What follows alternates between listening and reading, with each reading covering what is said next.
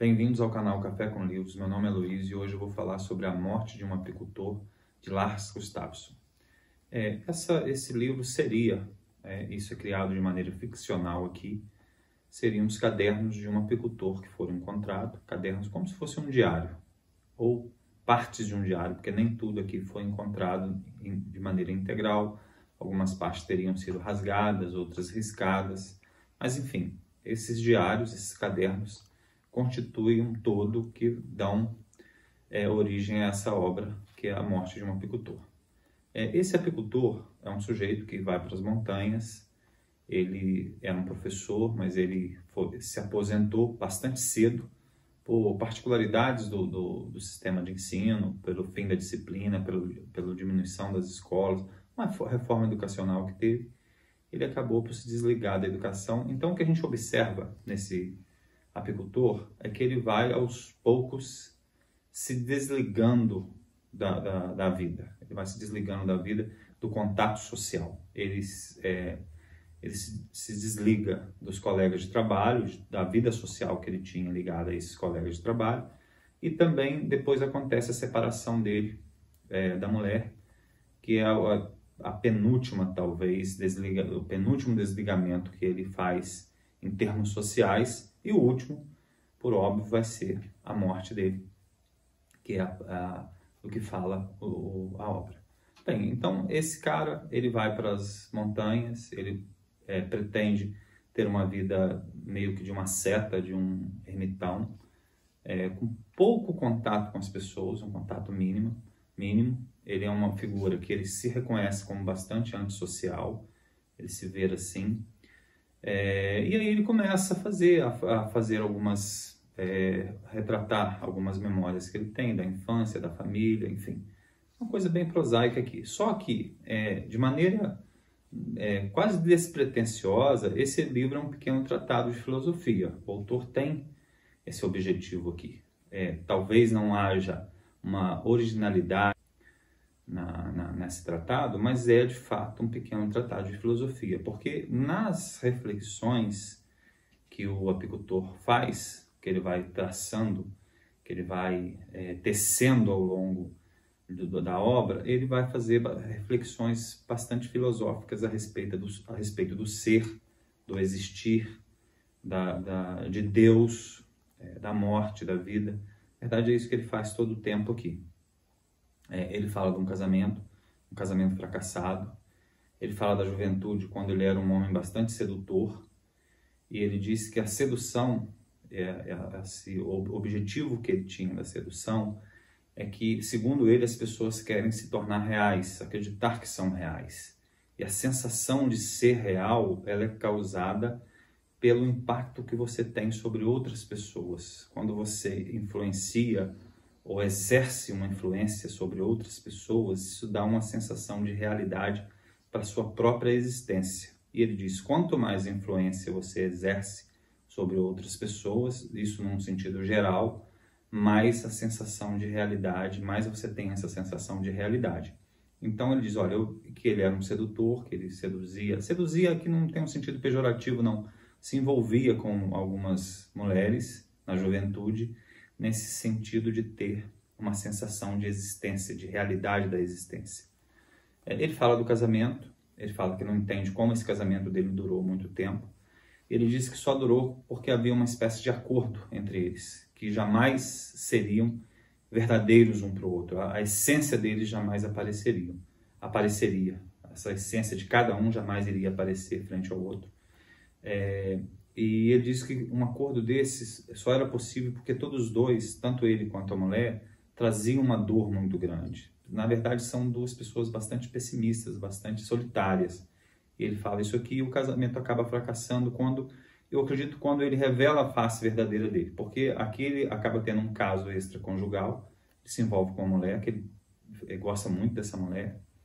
De fato, ele diz que ama essa mulher, mas aí ele conta para a esposa em casa que está tendo esse caso, e a esposa tem uma reação que ele não esperava, que é querer conhecer a amante.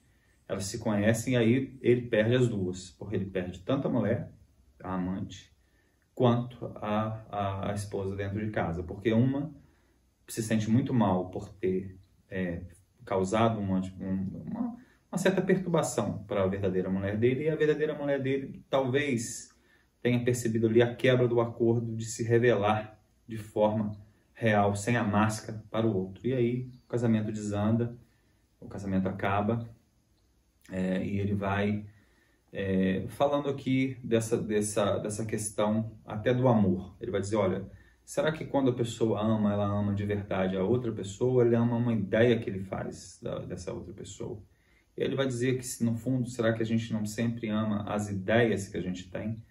Será que seria isso o amor? Ele vai fazendo essas discussões, mas de maneira bem leve, bem tranquila, como se fosse um homem, que ele é um homem comum, falando isso num vocabulário muito acessível. Tem uma pequena diferença aqui, porque isso aqui é uma edição portuguesa, uma editora portuguesa. Então tem um vocabulário com algumas diferenças, mas nada muito diferente, não há nada que dificulte a leitura.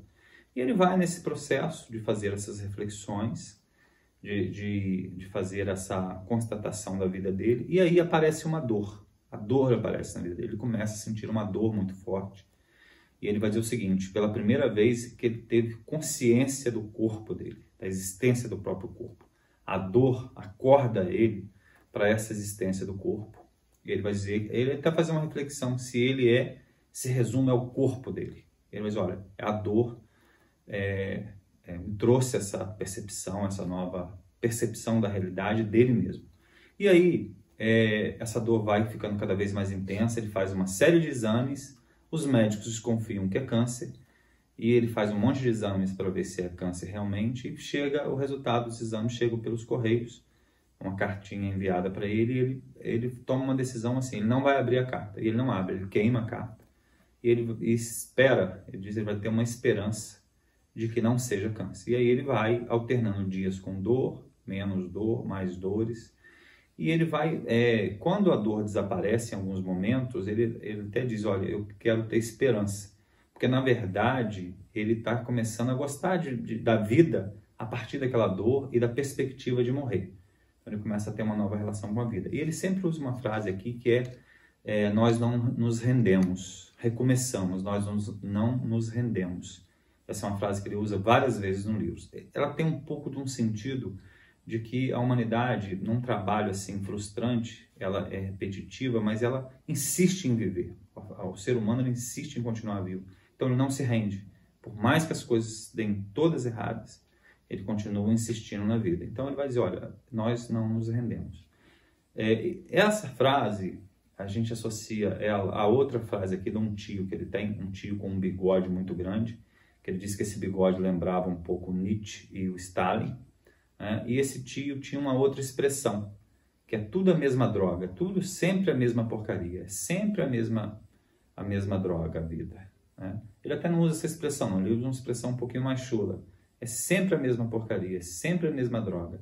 E aí essas duas frases, elas fazem aqui uma contraposição. Apesar da vida ser sempre a mesma porcaria, a gente não se rende. Apesar de ser sempre a mesma porcaria, no sentido de que no tempo, lugares diferentes, pessoas diferentes, em períodos diferentes, é sempre a mesma coisa, num sentido de sempre ser a mesma coisa ruim, sempre a mesma porcaria. Apesar disso, recomeçamos e nós não nos rendemos. É o que ele fala aqui muitas vezes na obra. Está caminhando para a morte dele, né?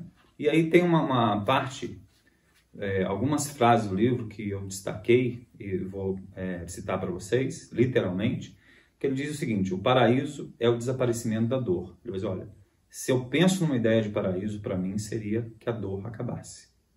O fim da dor seria o paraíso. E a outra frase, ele diz o seguinte: a embaraçosa semelhança entre a dor e o desejo. Ambos monopolizam toda a atenção. Nada mais existe. Então, vou dizer, desejar e sentir dor intensamente são duas coisas muito parecidas. Onde isso se impõe, não existe mais nada. Você só percebe isso. E depois ele diz o seguinte: a dor é como uma mulher amada. Ela tem o poder de apagar tudo. É um reino onde impera a verdade definitiva. Mas olha, não tem ilusões. Quando você sente uma dor imensa, um desejo imenso, essa se torna a sua realidade. A realidade do seu corpo, a realidade da sua humanidade, da sua fraqueza, da sua finitude.